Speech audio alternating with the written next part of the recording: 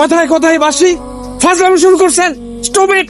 With due respect, গত দুদিন ধরে স্যার আমাদের বোটের সম্মানিত যাত্রীদের কিছু না কিছু জিনিস হারাচ্ছে।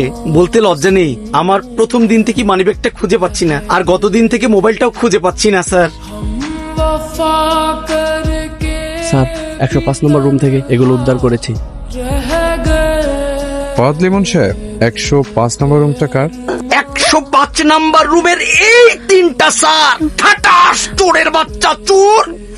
এই অ্যারেস্ট করো। স্যার 1 মিনিট স্যার, আমরা আসলে শোন না, সোডা স্যার আমি স্যার সোডাটা মিথ্যা কথা বলছিলাম স্যার। ও আমার বোন না স্যার, আমার প্রেমিকা। এটার ভাই স্যার, সোডা আমি, ওরা না স্যার।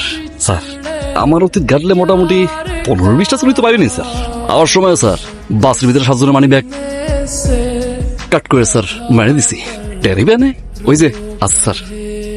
স্যার অগ অতীত ঘাটলে আপনি কোনো চুরি পাইবেন না, ওরা দুজন নিষ্পাপ।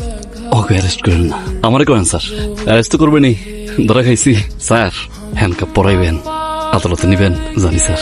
স্যার চালান দেওয়ার আগে 1 ঘন্টা একটু আমার সময় দিবেন স্যার। হাত জোর করে দিই স্যার, কসম পলামো না।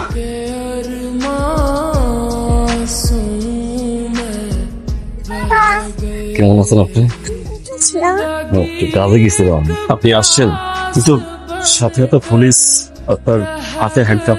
স্যার এই সময় মেলা খরচ তো, এত টাকা আসলে আমার কাছে ছিল না, তাই টাকা পয়সা জোগাড় করতে গিয়া।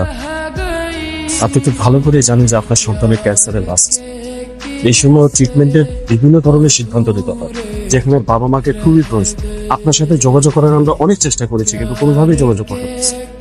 আর আপনার কথা না হলে বাদই দিন, অ্যাটলিস্ট ওর মা তো সারাক্ষণ ওর সাথে থাকে। আর মানাই স্যার, বাবু আমি আর মাও আমি।